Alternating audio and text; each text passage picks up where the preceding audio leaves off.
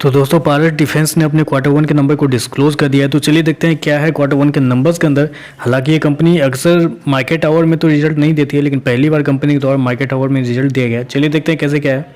Data basically lakhs में दिया हुआ है, मैं आपको क्रोस में कन्वर्ट करके समझाता हूँ कैसे क्या हुआ है। पिछले क्वार्टर में कंपनी का टोटल रेवेन्यू जो कंपनी ने ऑपरेशन के थ्रू जनरेट किए थे अप्रोक्सीमेटली 65 करोड़ के आसपास, पिछले साल 41 करोड़ के आसपास, जबकि अभी देखें तो कंपनी के रेवेन्यू बढ़ के 48.3 करोड़ के आसपास आता हुआ देखने को मिल रहा है। तो साल दर साल देखें तो साल दर साल कंपनी के रेवेन्यू के अंदर ऑलमोस्ट बोल सकते हैं आप 20% के आसपास की तेजी आपको देखने मिली। लेकिन वहीं अगर क्वार्टर क्वार्टर जाते हैं तो क्वार्टर क्वार्टर कंपनी के रेवेन्यू के अंदर एक हल्की सी गिरावट आपको देखने को मिली। वहाँ पर भी बात कर सकते हैं, अप्रोक्सीमेटली बोल सकते हैं 28% के आसपास की गिरावट है कंपनी के रेवेन्यू के अंदर। चलिए कंपनी के खर्चे क्या है वो देखते हैं। पिछले क्वार्टर में कंपनी के खर्चे 53 करोड़ के आसपास थे, पिछले साल 32 करोड़ के आसपास। अभी देखें तो कंपनी के खर्चे 41 करोड़ के आसपास है। तो यहाँ पे कंपनी ने थोड़ा सा गड़बड़ कर दिया है। कंपनी के जो खर्चे हैं वो बहुत ज़्यादा देखने को मिले कंपेयर टू पिछले साल।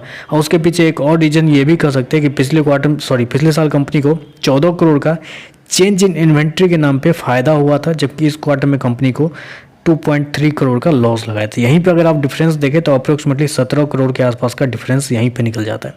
चलिए कंपनी का नेट प्रॉफिट क्या निकलता है वो देखते हैं।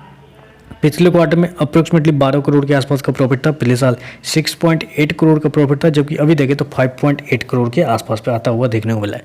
तो साल दर साल देखें तो साल दर साल 14% के आसपास की गिरावट आपको देखने को मिली। वहीं अगर क्वार्टर क्वार्टर जाते हैं तो क्वार्टर क्वार्टर कंपनी की जो प्रॉफिट है उसके अंदर ऑलमोस्ट 50% के आसपास की गिरावट आपको देखने को मिली। हालांकि ये जो प्रॉफिट के अंदर जो गिरावट है वो पूरा का पूरा चेंज इन इन्वेंट्री की वजह से गिरता हुआ देखने को मिल रहा है।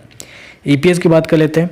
पिछले क्वार्टर में कंपनी का ईपीएस 2.76, पिछले साल 1.81, अभी देखें तो 1.54 के आसपास है।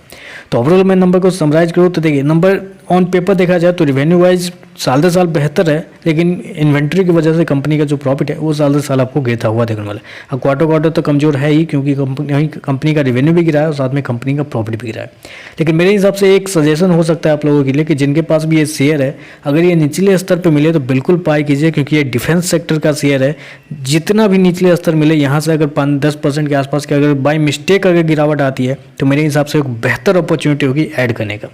तो बस आज के लिए बस इतना ही। वीडियो पसंद आया तो लाइक कीजिएगा, साथ में साथ चैनल को सब्सक्राइब जरूर कीजिएगा। धन्यवाद।